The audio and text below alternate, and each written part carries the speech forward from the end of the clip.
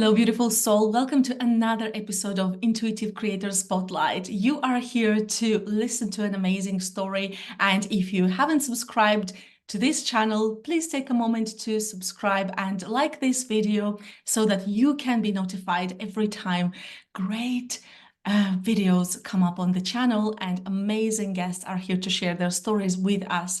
So today I have here with us Charlie. She has over 50 years of experience in ballet, film, and television industry. She is a huge inspiration to so many people who come into her space, into her life, because she is just a true embodiment of resilience, grace, and passion. And I can't wait for Charlie to share her story with us here.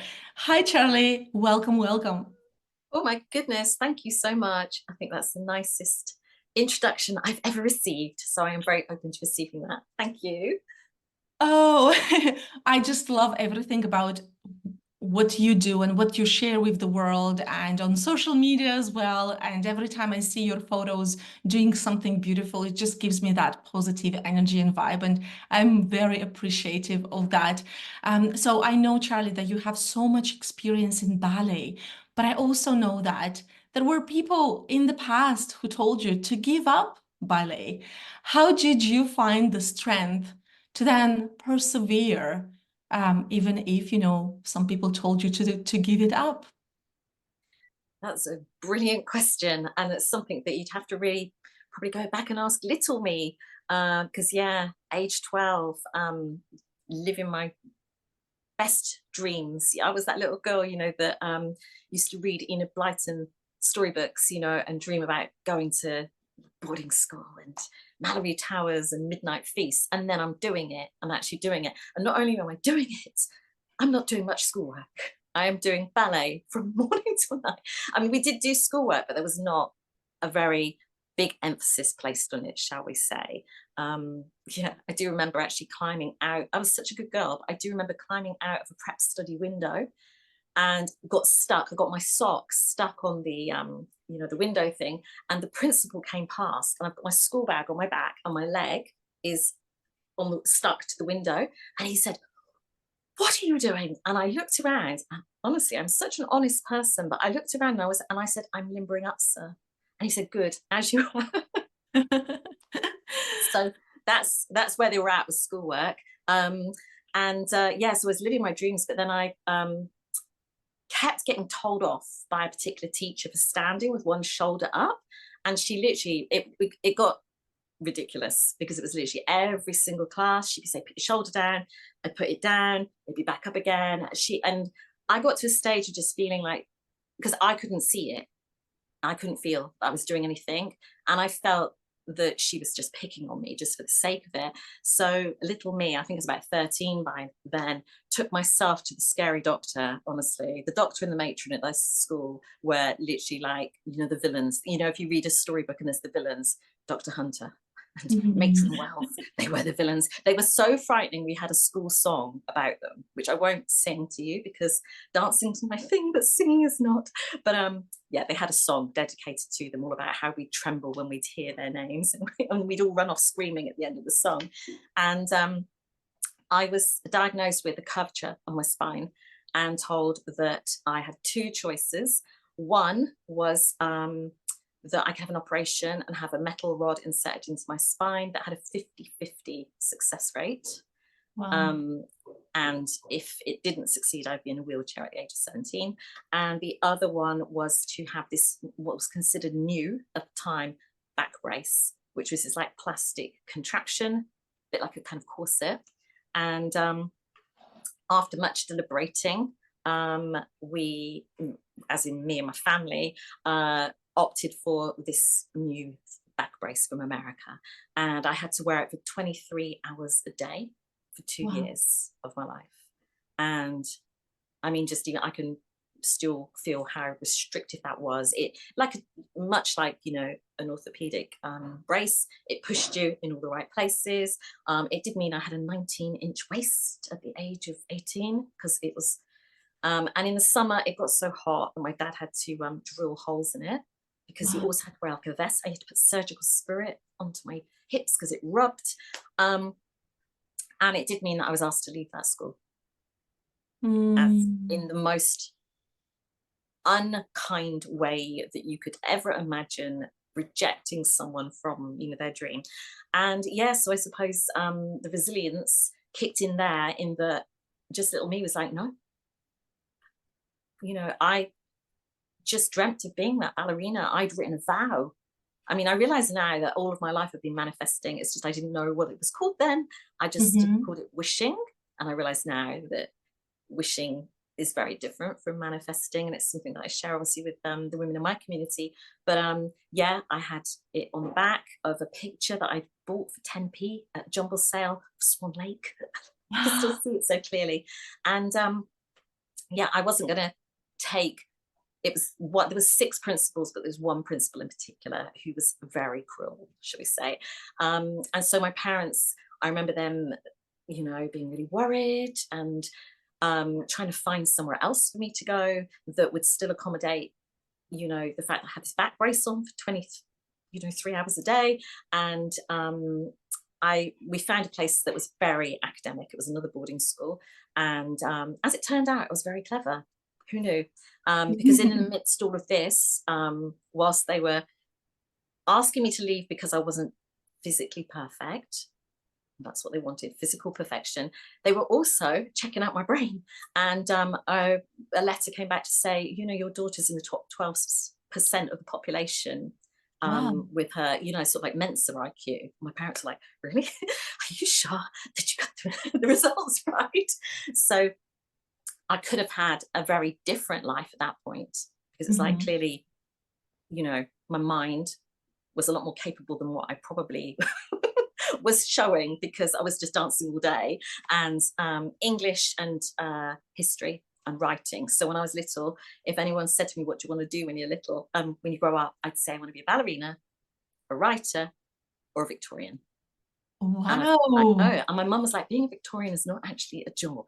But Mm. I love dressing, you know, I love that era. I love, well, now I'm more sort of into the Georgian architecture, but I'm very much drawn to historical houses. And I am that person that makes the very most of her National Trust card. So Mm. yeah, I so love I'm the not, National Trust card oh, as I well. know that. And I've got all the cards. I go somewhere and they're like, do you have a card? I'm like, what card do you want? I've got like the RHS, I've got historic houses, I've got historic palaces, I've got the Gardener's World, 2 for 1. I've got them all. So yeah, so I ended up going to a boarding school that was very academic, but they did also do dance. And I did it all. And I think that is very much what I've shown throughout my life, is you don't have to be either or, that you Yeah. can do it all. You can follow your passions and still, you know, do the other things, you know, do the other things that, you know, we're multifaceted, aren't we? Absolutely, absolutely. And I know you mentioned about Wish. Actually, one of my favorite Disney movies, it's a new one. I think it came up a few months ago. It's called Wish, and it's going to be on Netflix, I think. No, on Disney Plus soon. So it's just such a beautiful energy to connect with something that you want to create or co-create, right, with the universe, because energetically all of these ideas, they are floating around somewhere. It's just about really believing in them and then creating something that will share, that we will be able to share with the world as well. So you've been through quite a lot, and of course being 2 years in that situation where you had to find the mental strength to go through it while still having all of these beautiful dreams about the future.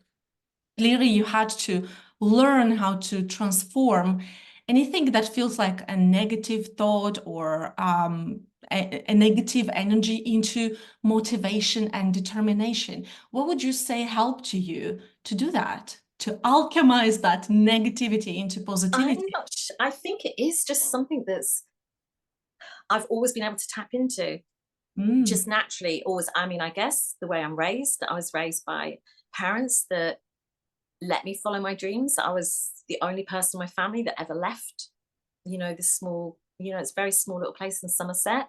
Um, they, uh, you know, they let me audition, and they let me, you know, they've always made me feel that anything was possible, which I think that set me up for success from a very young age, because I can see, a dancer's life is not an easy one. I've got to be honest. Mhm. There is, it's very hard to encapsulate everything that it includes, but I realize I've been using the powers of my mind from the moment I first put on a pair of ballet shoes. Literally, that was age 2. um, Wow. because there is, the constant comparison against others, Mhm. you know, in the studio, from everything from things that you can control, as in like how hard you're working, how high your legs are going, how strong you are, how flexible you are, to the things you can't control, curvy back, not being particularly tall, big boobs, all these things, I mean, my parents were actually called in and had their wrists measured before I was accepted into school. It was Wow. based even on the height and the weight of my parents. Wow. Yeah. So much, um, you know, of that, but also just knowing that, yeah, that I have this ability to tap into this kind of inner wellspring, you like, of just knowing that, we're here. I mean, it's said a lot, but we're like spiritual beings here to have this like human experience.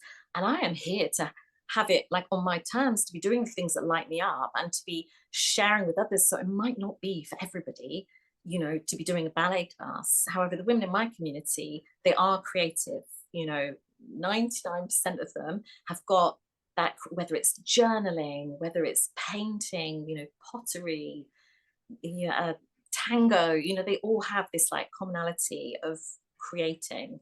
And it's just like, I don't know whether we sometimes feel like we need permission to play, Mm. because I used to, for the longest time, I had this belief that, you were saying about alchemizing things. There was a societal belief that if you're an artist or a dancer, or I worked in the TV industry for a long time, actor, actress, that artists should be poor and struggling, and that, and also in the spiritual community, it's not spiritual to be wealthy and Mm. all of that kind of thing.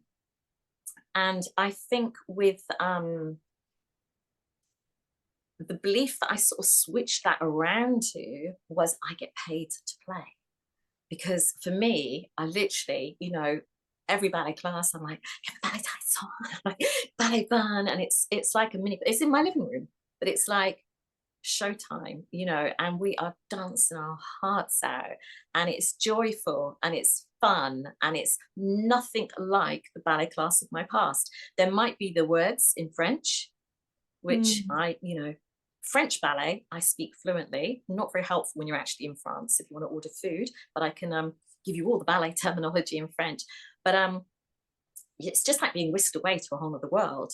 But I suppose my ability within my community is to see how that can transport into other things that people are interested in, where I have the passion for dance and for painting. It's the same thing, and it's all about being in that flow state. And I know that you know all about flow, and I'm sure your community members do as well. But when you're in flow and you're just allowing yourself to just be, like when you see a small child, a small child just discovering the world around them, they're just in flow. They're just, whether Mm. it is that they're building a den. I want to go build a den now, to be honest with you, and study ladybirds. But that's what I was doing yesterday. My business allows me to spend most of my life playing. To be I honest, love um, this. I teach a few hours a week, sharing what I love, helping other women experience freedom in their bodies, which is what is their number one thing they want to experience, is freedom, and then happiness is obviously what I believe as humans we all want. We want to be Mm. happy, and we want to be happy, to kind of like refer to that wheel of life in all areas. If it's a wheel and it was a wheel on a car, we want to be able to drive that car. So, I'm all about kind of, looking at it, okay, so exercise wise, that's lucky that what I love to do for exercise is also keeping my body super fit and toned. But, if that's not for you, what could we do, in this wheel sort of segment, if you like, that would light you up? Is it, a lot of the women that I work with love swimming. So, and they've influenced me, because I am that person. If I get my fringe wet, I consider it like a near drowning. I have to be able to touch the bottom. But through like our masterminds, it's that coming together of other people's minds and their perspectives. I have like really developed this love of water, and I've let my inner mermaid out, float around a little bit, as long as the sea's not too choppy, and I love it. So I think it's tapping into what creatively sparks us. And for some people it's more, some people love writing copy and love photography, and actually these are all things I love as well. Because I've written books and I do love writing, and that is again something there's another one sitting on the computer that's been there for quite a few years that's calling every now and again. It calls to me, it's going, hurry up and write me, I can hear it. Yeah, and it is magical that then we listen to what other people are passionate about and we get inspired as well. And I believe that we get inspired when the other person talks with so much passion about what they do. So even if on paper something can like sound random or not really important, but if somebody is passionate about that thing and they talk about it with so much passion, we get inspiration from that. And so it's just beautiful. And yeah, when we work with others, we inspire each other too. It's not like I'm just me teaching or whatever. It's just we are inspiring each other. And that is really, really beautiful. So I know, Charlie, that as the founder of the Ballet Boutique Fitness and Chi Ballet and Getting in a Happy Place EFT, you are deeply, deeply passionate about empowering others through dance and holistic practices. Would you tell us, please, more about your mission and intention behind these programs? What is it that those people who are coming into your space, they receive from you? What is your intention behind it? Well, I think obviously my business is split, if you like, into two things. If someone wants to do ballet, then I am kind of like your go-to. You know what you're going to get. However, we were chatting about this earlier, you get more because obviously I have all these mindset techniques and things that I share. And whilst I'm not sharing them in a ballet class in a, let's all stop doing some ballet now and do some emotional freedom technique, I am constantly weaving it in there with the use of positive affirmations and being the antidote basically to the negativity that I sadly received, and loads of dancers. I like to think things have changed now, but obviously we're going back 40 years. I'm geriatric. So yes, coming very much from a place of, Baryshnikov has this amazing quote that I haven't used in years, but it's just popped into my head, which is about, I don't dance to be better than anyone else, I dance to be better than myself. And I think it's, I might have paraphrased that slightly, but I love that feeling of wherever you're at in life, that there's no comparison. You are unique. You're here for a reason. You've showed up. That there's no chance or whatever that you're listening to this now, whenever as we're talking, if you're listening to this, in a week's time, a year's time, whenever, it will just slightly blow my mind, technology. It's not, it was for a reason. Something in what we're chatting about is resonating with you. And that wherever you're at, the sky is the limit. And that's what I like to tap into, I suppose. And the whole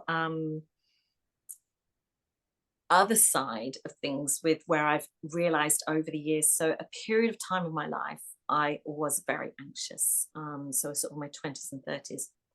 And I went on this like little quest to try and find anything that would work, and I'm sure many people can relate to that. And it involved lots of different things, and I discovered loads of things like homeopathy and aromatherapy and osteopathy and reflexology, and I actually for a period of time worked as a receptionist in a natural health centre, and I loved it.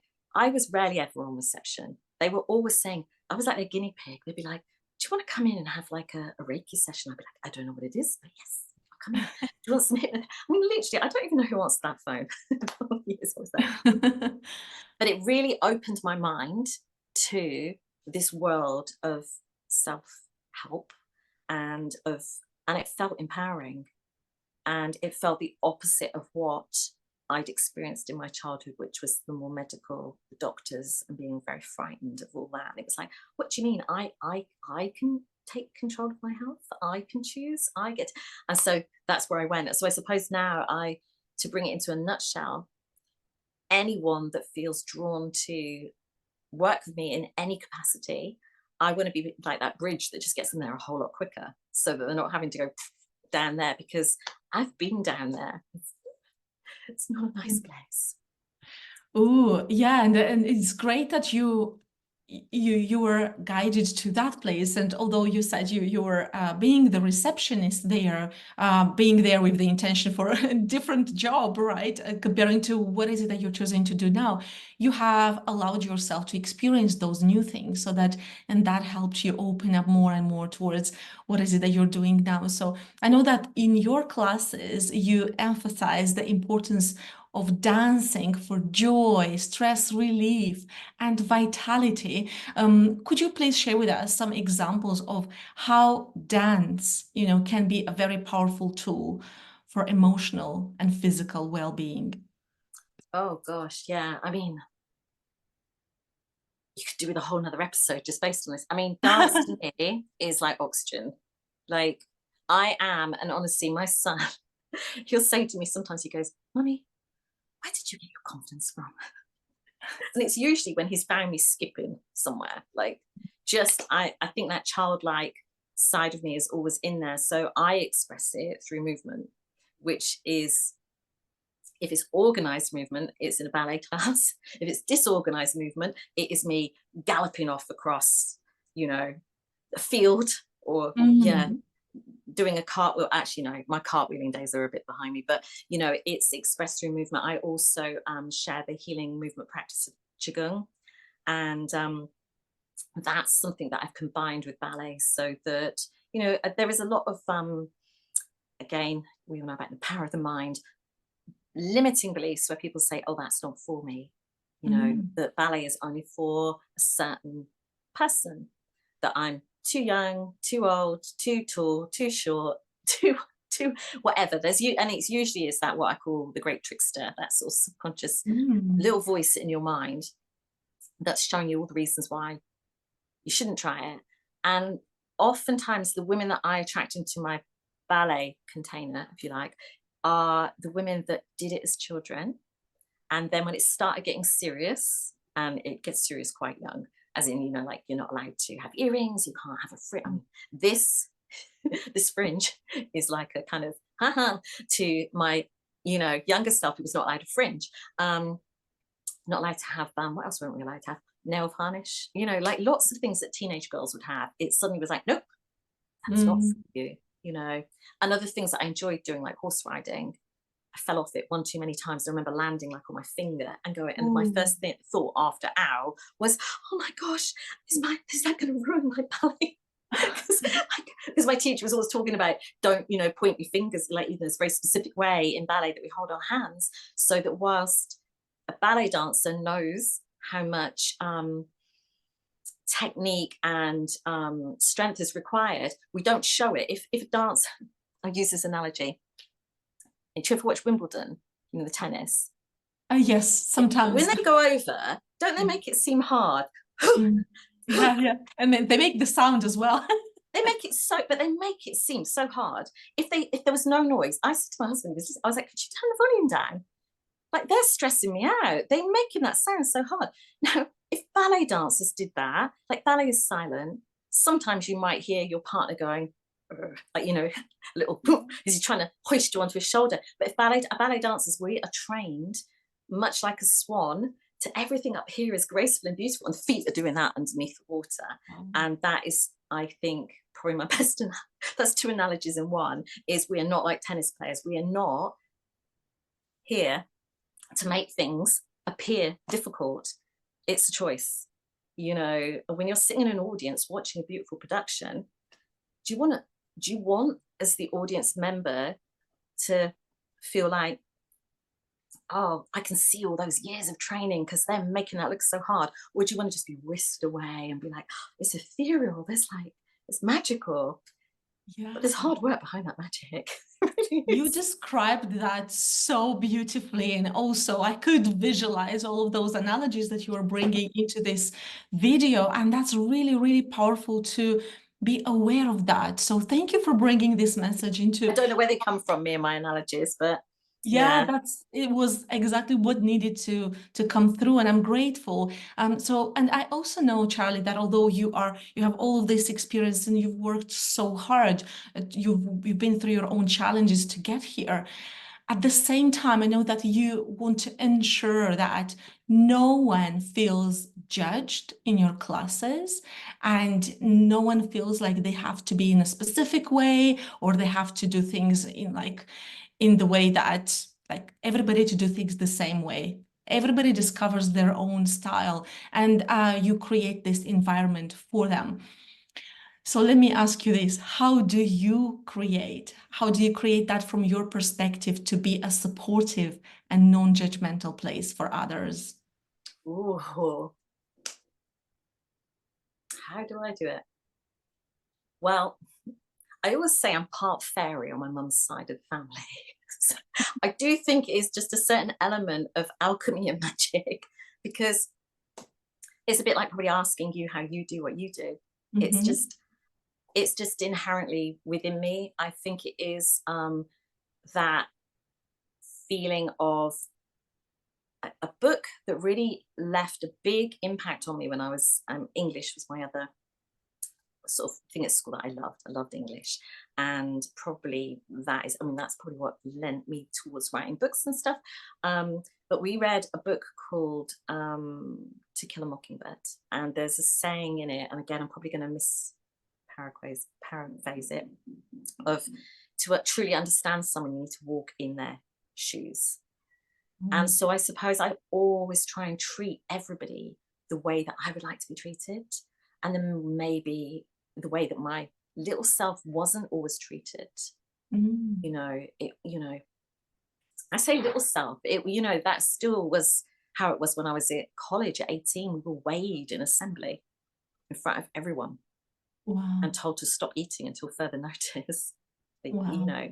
So yeah, I'm the opposite. I'm all about embracing every part of you, and I suppose as well, my upbringing from being in the countryside, literally being able to run free. Like I was, like my mum and dad never knew where I was. I was either in a field or over the beach, because I could go either way. And actually, interestingly, now, although I don't live there, I can be at the beach or in the rolling Sussex countryside. So the cool of the sea is always very close to me, but that sort of sense of being able to sort of tap back into that childlike state of doing what comes naturally to us, which is playing, which is being creative, which is kind of just enjoying the moment. And so when we're in our class, whether it's a ballet class, whether it's chi ballet, whether it's my happy place, for that time, that's all that matters. It's like this sort of sacred space. I mean, to me, churches are sacred regardless of what religion you're in. But for me, theatres are a sacred space. I get the shivers just even thinking about a theatre. I get all excited, and the backstage bit, and the dressing rooms and the theatre and the spotlight. But for me, my living room is that. I have this opportunity several times a week to be in someone else's sacred space, because I'm like, right now, I'm here in your living room. I feel like I'm in your living room. This wasn't a thing a few years back. It's Yeah. crazy. And it creates this very intimate experience already, because we're Mm-hmm. in each other's homes. And, in the case of ballet, we're wearing clothes you wouldn't normally wear. You'd find it very strange if I was sat here with my hair in a ballet bun wearing what I wear, but to me, that's very normal. And when we were having work done to the front of our house, the builder stopped calling me Charlie and would only call me Tutu after the amount of Ooh. times that his men had come up the ladder to put stuff on the roof and see me like with my leg over my shoulder in a tutu. So yeah, it is all about creating whatever it is that the woman, I do have male clients as well, but less, and they're more for the mindset. So I do mind navigation and belief coding. That's more for that side of things. But for whatever it is, I believe that person needs in that moment. So whether it is they need to, oftentimes my ladies will come in and say, oh, it's been a really busy day at work. I just need to move my body. And at the end, you know, we always check in and we check out in ballet, which is very unusual. That's not how ballet classes usually run. I would have fainted if my ballet teacher had said, how are you feeling today? How do you feel that went? How are your feet? You know, that must have been uncomfortable wearing point shoes for an hour and a half. Nobody ever asked how I felt, ever. So I ask, how do you feel? How are you feeling? How's your day been? You know, for everybody. And at the end, a check in. How are you? And the same goes with the happy place. The movement is replaced. It's not ballet, it's qigong. But to me, because I am inherently a ballet dancer, someone that is trained in pure qigong would probably go, that's a little different what she's doing. But if you put classical music behind it, so many of the moves are so similar. You know, they'll say about, you know, bringing your arms over your head, and I'm like, that's fifth on O. But it's not called fifth on O in qigong, it's called something else. And I love that. And I love how I've naturally being drawn to all of these different things, but they all inherently kind of entwine. Oh, that's beautiful, because you just allow everybody to be exactly who they are, and you meet them in that point at Yeah. on their journey. And this also helps everybody open up more as well, and look forward to the next session and the next experience. And that's how, you know, that ripple effect is created, because as then they are being happy, everybody else around them, as we were talking about this, everybody else around them will be able to feel that too. So as we are wrapping up this episode, Charlie, if there is somebody who's watching us and thinking, oh, you know what, I would love to make at least, you know, the first small step towards my own happy place, what would you tell them? Yeah, so I think I probably would, if they were very new to everything, but they've got to a stage in their life where they're like, do you know what, some aspects of my life are working and some aren't. Why? Like, why?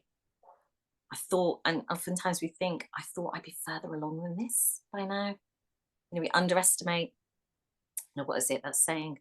We overestimate what we can do in 1 year and underestimate what we can do in 5 years.